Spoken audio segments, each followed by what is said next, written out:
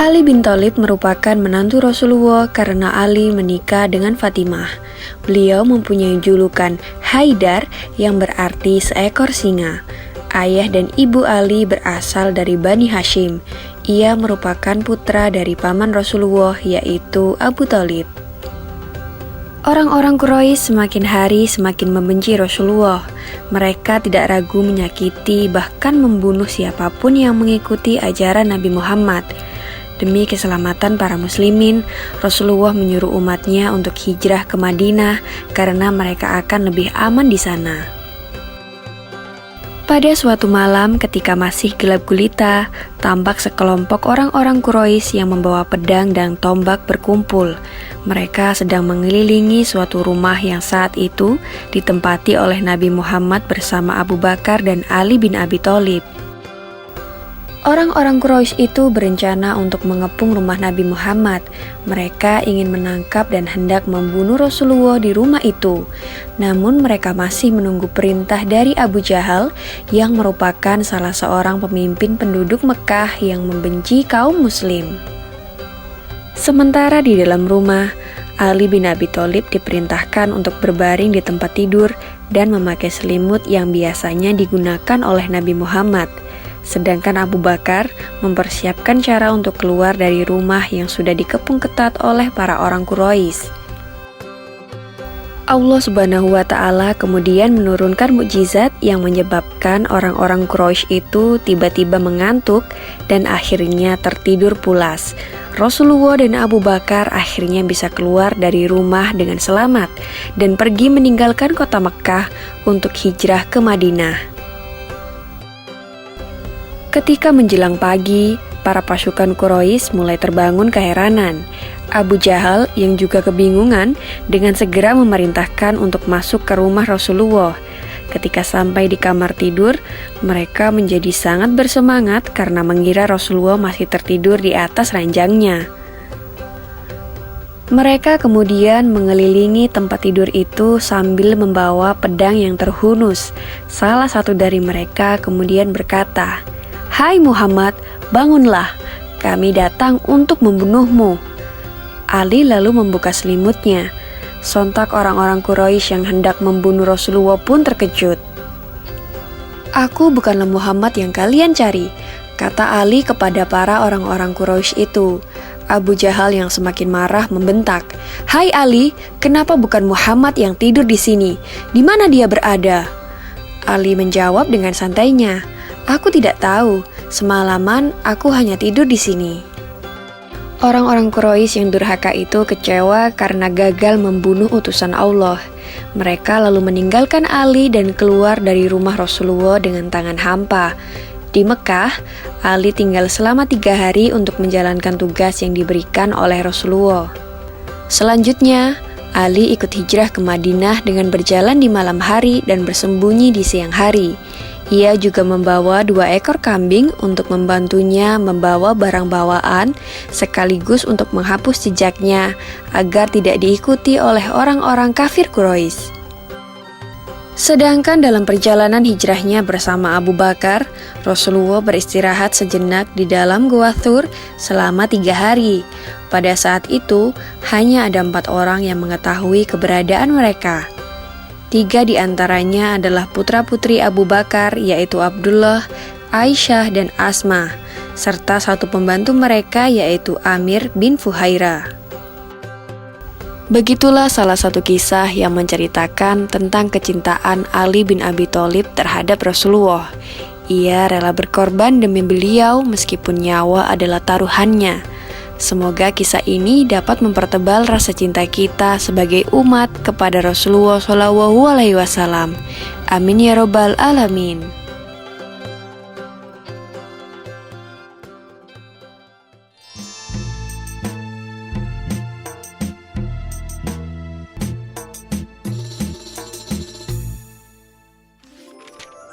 Kisah Ashabul Kahfi, pemuda saleh penghuni gua. Kisah ini disebutkan dalam Al-Quran, Surat Al-Kahfi ayat 9 hingga ayat 26. Dalam kisah ini terdapat ujian keimanan dan pembuktian hari kiamat. bahwa sesuatu yang sudah mati akan dihidupkan kembali oleh Allah pada waktu yang ditentukan. Pada zaman dahulu, di suatu negeri hiduplah seorang pemimpin yang zalim bernama Raja Dicyanus. Selain zalim, raja ini juga kejam. Sang raja memerintahkan rakyatnya untuk menyembah berhala. Apabila ada yang menolak, mereka akan dibunuh. Di tengah-tengah masyarakat, ada sekelompok orang yang tidak suka dengan kepemimpinan Raja Dicyanus. Mereka adalah 7 orang pemuda yang saleh. Para pemuda itu hanya beriman kepada Tuhan yang Maha Esa, Allah Subhanahu wa Ta'ala. Aku sudah tidak tahan tinggal di negeri ini. Apalagi kita dipaksa untuk menyembah patung-patung mereka.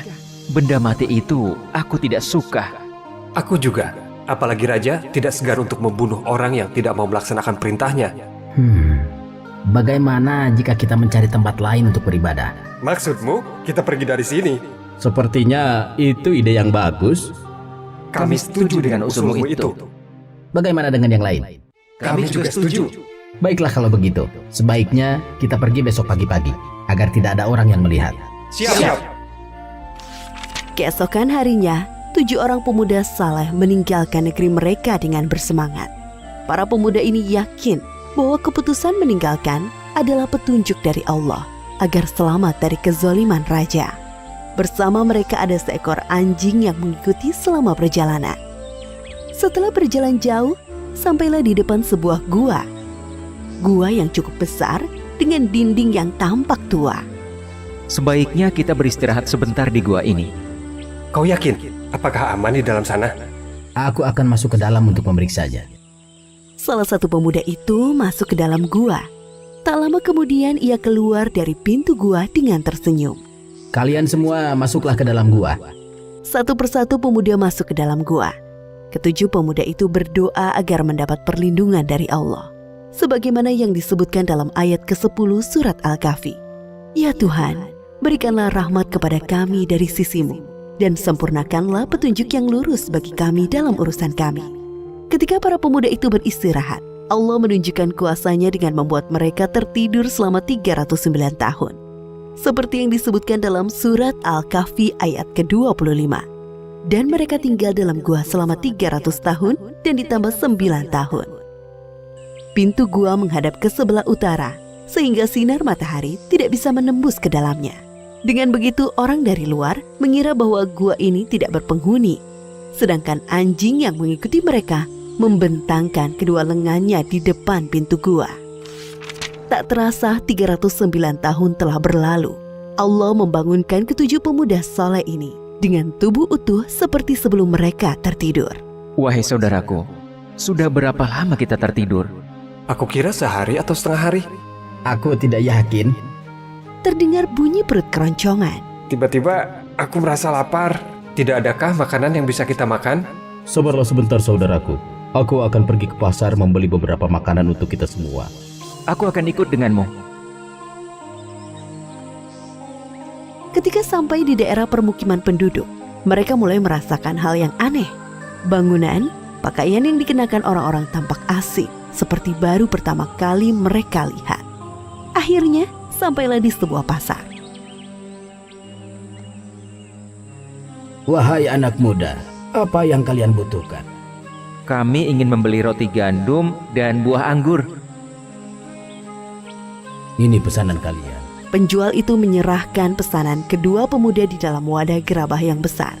Pemuda ke-1 mengeluarkan uang perak dari saku bajunya. Penjual gandum terheran-heran melihat uang dari pembelinya. Uang apa ini? Uang perak ini sudah lama sekali. Dari mana kalian dapatkan uang ini?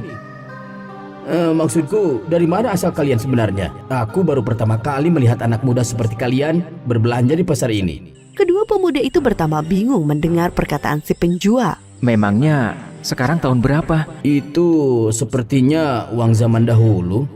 Jadi apa kita sudah tertidur selama bertahun-tahun lamanya? Penjual gandum makin bingung mendengar percakapan pembelinya. Tanpa sadar, tingkah mereka menjadi sorotan orang-orang di pasar. Ketika sadar menjadi pusat perhatian, kedua pemuda ini bergegas meninggalkan pasar. Siapakah pemuda itu, wahai penjual gandum? Aku juga tidak mengenal mereka. Jika melihat dari uang yang mereka bawa dan pakaian yang dikenakan, mereka adalah manusia dari beberapa abad yang lalu. Aku yakin mendengar bahwa mereka mengatakan telah tertidur selama beberapa tahun. Apa? Kalau memang benar, tidak mungkin mereka masih hidup sampai sekarang. Bagaimana jika kita laporkan saja perihal pemuda asing tadi kepada sang raja? Benar, ayo cepat kita laporkan kepada raja. Setelah beberapa abad berlalu, negeri yang dulunya dipimpin oleh raja yang zalim berganti dengan raja yang baru. Raja yang sekarang adalah raja yang adil. Salah seorang penduduk dan penjual gandum menghadap raja untuk melaporkan kejadian di pasar. Kemudian sang raja menyuruh pengawalnya menelusuri kepergian pemuda asing sampai ke gua. Sesampai di gua, para pengawal melihat ketujuh pemuda itu sudah meninggal dunia. Kemudian para pengawal kembali ke negeri mereka untuk melaporkan kepada raja. Wahai Baginda, jumlah pemuda semuanya ada 7 orang. Namun sesampainya kami di sana, mereka sudah meninggal. Jadi, cerita tentang ketujuh pemuda saleh yang hilang pada masa pemerintahan Raja Dicyanus itu sungguhan ada. Bawa aku ke sana, wahai pengawal. Baik Baginda. Sesampai di depan gua, tampak seekor anjing besar mati di depan pintu gua. Raja beserta pengawal masuk dan melihat ketujuh pemuda itu sudah tertidur untuk selama-lamanya. Wajah mereka tersenyum.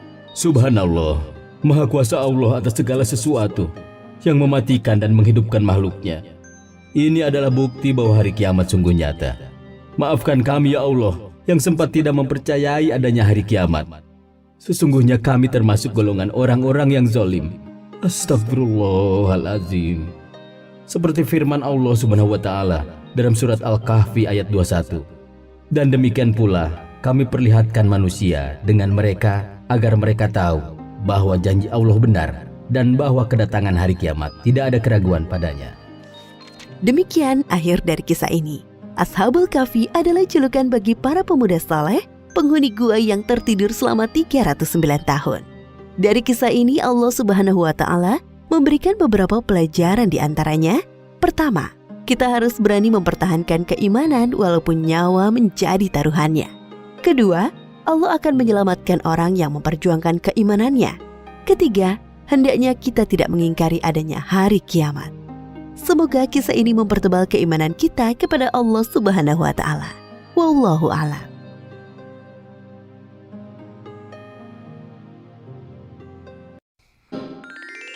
Kisah Uwais Al-Qarni, pemuda yang terkenal di langit.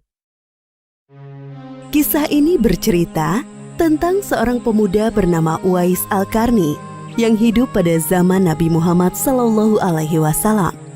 Nama Al-Qarni yang disematkan padanya memiliki arti yang dalam bahasa Arab, penghuni langit. Melalui kisah ini kita akan mengetahui siapakah sosok Uwais yang namanya sangat terkenal sampai ke langit. Ternyata hal ini terjadi karena ketaatan Uwais kepada ibunya. Uwais adalah seorang pemuda yang berasal dari negeri Yaman. Sejak lahir, ia memiliki penyakit sopak, timbul bercak-bercak putih di seluruh badan. Uwais adalah pemuda yang soleh dan giat bekerja. Sehari-hari ia mengembala domba milik para tetangga untuk memenuhi kebutuhan hidup. Uwais tinggal berdua dengan ibunya yang lumpuh dan buta.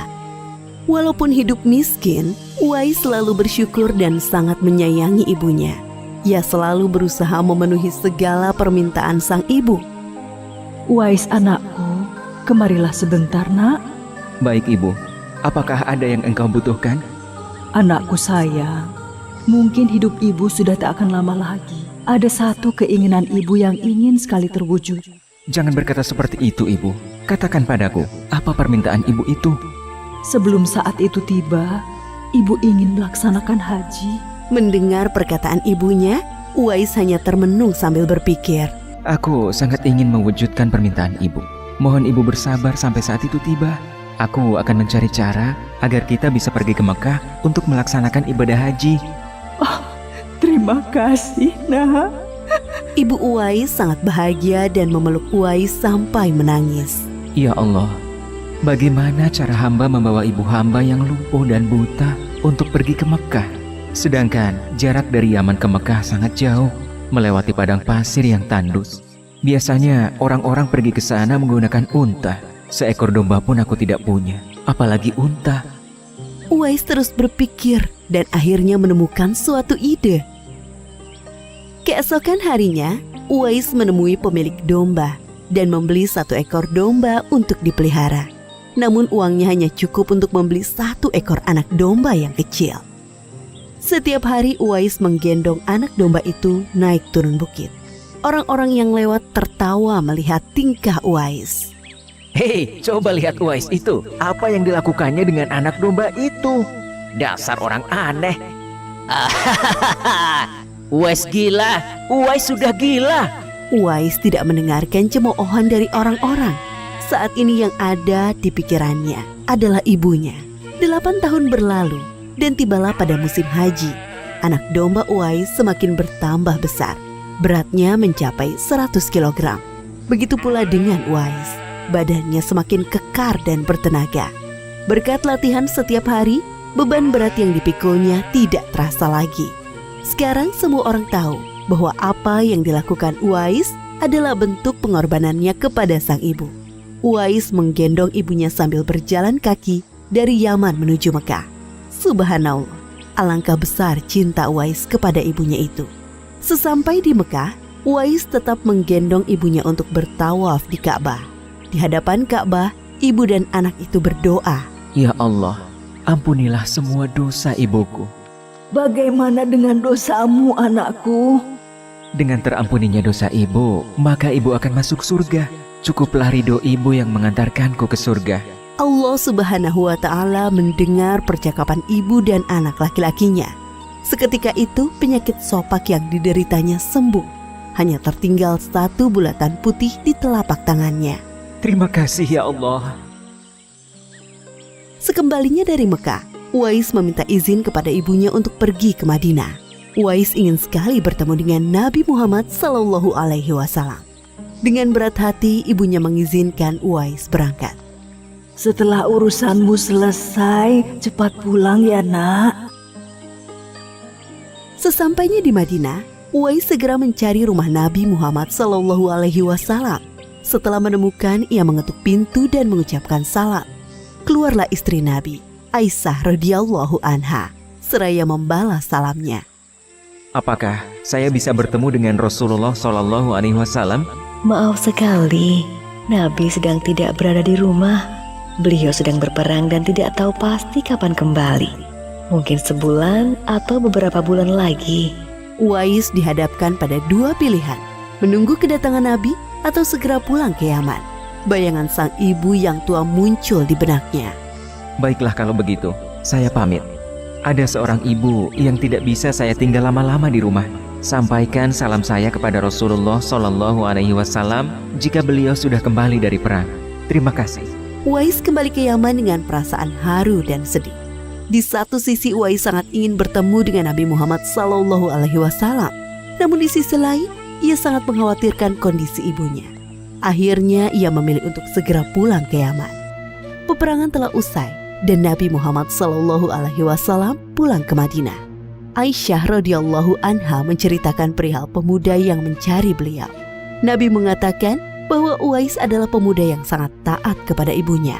Karena ketaatan kepada ibunya itu, nama Uwais sangat terkenal di kalangan penduduk langit. Seperti yang tersebut dalam hadis Sahih Muslim Syarah An-Nawawi nomor 2542, dikatakan bahwa sebaik-baiknya tabi'in adalah Uwais Al-Qarni. Saat Nabi Muhammad SAW berbincang-bincang dengan Umar bin Khattab dan Ali bin Abi Thalib, beliau menceritakan tentang sosok Uwais. Apabila kalian bertemu dengan Uwais, mintalah doa dan istighfar kepadanya. Dia adalah penghuni langit.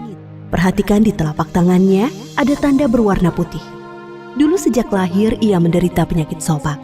Namun atas kesalehan dan ketaatan kepada ibunya, Allah Subhanahu wa Ta'ala menyembuhkan penyakitnya. Sampai pada akhir kematian Uwais, terjadi hal yang menggemparkan. Banyak sekali orang yang hadir mengurus pemakamannya. Orang-orang itu adalah penduduk langit yang dikirim oleh Allah Subhanahu wa Ta'ala. Subhanallah, Maha Suci Allah, sungguh mulia sosok Uwais ini. Demikianlah kisah Uwais Al-Qarni, pemuda yang namanya terkenal di langit. Karena ketaatan pada ibunya, Allah Subhanahu wa Ta'ala meninggikan derajatnya. Dalam kisah ini dapat kita ambil pelajaran berharga bahwa kita harus berbakti kepada orang tua. Semoga kisah Uwais Al-Qarni ini menjadi pengingat agar kita selalu mendoakan kedua orang tua di setiap waktu dan menambah ketaatan kepada mereka.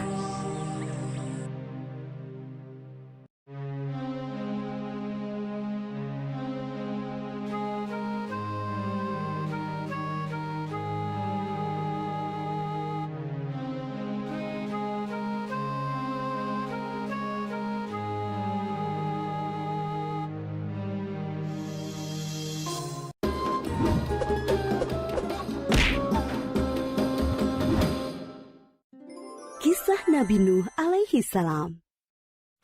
Setelah Nabi Idris alaihi salam wafat, sedikit demi sedikit iman masyarakat mulai menipis. Iblis dan pasukannya semakin gemar menggoda mereka. Kemudian mereka mulai senang membuat patung. Mereka membuat patung untuk menghormati para pahlawan, leluhur, tokoh-tokoh yang sudah mati. Patung-patung itu diberi nama sesuai nama para tokoh itu. Dari sekedar penghormatan, lama-kelamaan mereka mulai menyembah patung-patung itu. Mereka percaya bahwa patung-patung itu mempunyai kehebatan dan kekuatan yang bisa melindungi dan menentukan nasib mereka. Di antara patung-patung yang disembah itu, ada 5 yang paling mereka agungkan, yaitu Wa'ad, Suwa, Yahud, Yauk, dan Nasr. Inilah asal mulanya manusia menyembah patung dan berhala. Tentu saja, ini semua hasil pekerjaan iblis dan pasukannya yang berusaha sekuat tenaga menyesatkan manusia agar tidak menyembah Allah dan masuk neraka bersama mereka. Allah tidak membiarkan manusia tersesat semuanya tanpa petunjuk. Maka Allah memilih Nuh alaihi salam untuk mengingatkan kaumnya agar mereka meninggalkan penyembahan dan berhala dan kembali menyembah Allah Subhanahu wa Ta'ala. Siapakah Nuh alaihi salam? Nuh adalah cucu dari Nabi Idris. Fisiknya kuat, terbukti dari umurnya yang sangat panjang, sekitar 1000 tahun. Hatinya mulia dan sabar luar biasa. Pikirannya juga sangat cerdas, rendah hati, soleh, dan taat kepada Allah. Nabi Nuh adalah Rasul Allah Subhanahu wa Ta'ala yang pertama. Sebelumnya, Allah hanya mengangkat nabi-nabi saja. Mulailah Nabi Nuh berdakwah kepada kaumnya. Nabi Nuh mengajak mereka untuk memohon ampun atas dosa-dosa mereka dan kembali menyembah Allah agar tidak terkena azab dari Allah. Sangat tekun Nabi Nuh mengajak kaumnya dengan berbagai cara, dengan terang-terangan di hadapan banyak orang, dengan diam-diam mendatangi seorang demi seorang. Berulang-ulang, siang dan malam, selama kurang lebih 950 tahun lamanya. Tetapi sedikit sekali yang mengikuti seruan Nabi Nuh. Kebanyakan dari pengikutnya ini adalah orang miskin dan pekerja kasar. Jumlahnya sekitar 80 orang. Yakni sebagian besar kaumnya tidak mau mengikuti ajaran Nabi Nuh. Mereka bersikap angkuh dan sombong dengan menutup rapat-rapat telinga mereka jika Nabi Nuh mulai berbicara untuk mendakwahi mereka. Bahkan mereka menantang Nabi Nuh agar mendatangkan azab yang diancamkan oleh Allah Subhanahu wa Ta'ala. Nuh, sudahlah, berhenti bicara. Percuma, kami tidak akan percaya. Sekarang begini saja, datangkan azab itu pada kami jika kau memang benar. Kami yakin tidak akan ada azab yang menimpa kami karena kelakuan kami. Kau hanya berdusta. Nabi Nuh mengadu kepada Allah tentang pembangkangan kaumnya yang terlaluan. Allah berfirman bahwa memang pengikut Nabi Nuh tidak akan bertambah. Hanya 80 orang itu saja. Selebihnya mereka semua tidak akan beriman karena mereka sudah sangat sesat. Setelah jelas ketetapan Allah bahwa orang-orang itu tidak akan beriman, maka Nabi Nuh memohon kepada Allah.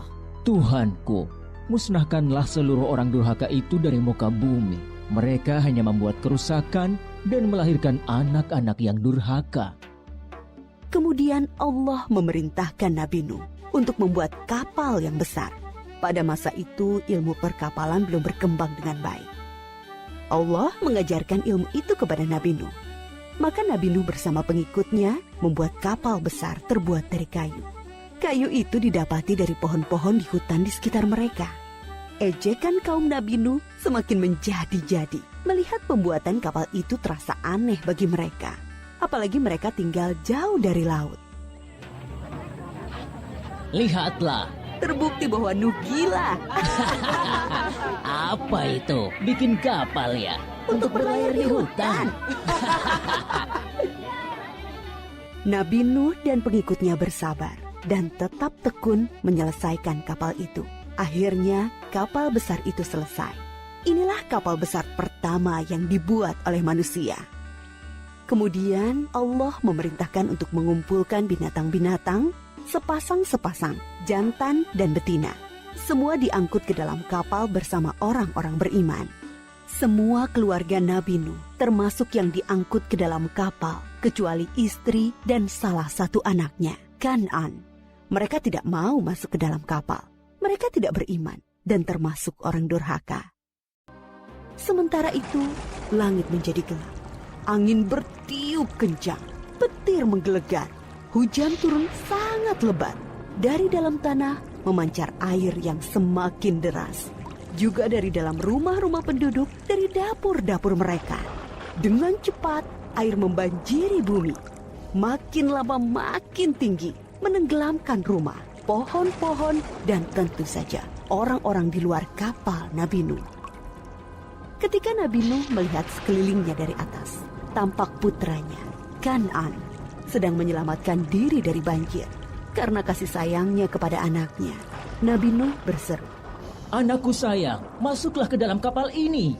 Tidak ada yang bisa selamat dari azab ini kecuali yang berada di dalam kapal. Tidak ayah, aku akan memanjat bukit yang tinggi. Pasti aku akan selamat. Tiba-tiba datang gelombang besar dan Kan'an tidak terlihat lagi. Dia termasuk yang dibinasakan. Nabi Nuh sangat sedih, tetapi beliau menerima keputusan Allah. Di dalam kapal, Nabi Nuh bertasbih, memohon ampun dan berdoa tidak henti-hentinya bersama orang-orang beriman. Setelah beberapa hari, Allah memerintahkan bumi untuk menelan banjir itu. Hujan berhenti, air pun surut masuk ke dalam tanah. Kapal pun berlabuh di daratan lagi. Orang-orang beriman keluar dari kapal dengan tetap bertasbih. Syukur yang tiada terkira. Mereka memulai hidup baru tanpa gangguan orang-orang kafir yang sudah tenggelam, dibinasakan Allah karena kesesatan mereka. Kisah Nabi Nuh memberikan kita pelajaran bahwa durhaka kepada Allah dan tidak patuh kepada Rasul utusannya membuat manusia ditimpa azab di dunia ini maupun di akhirat.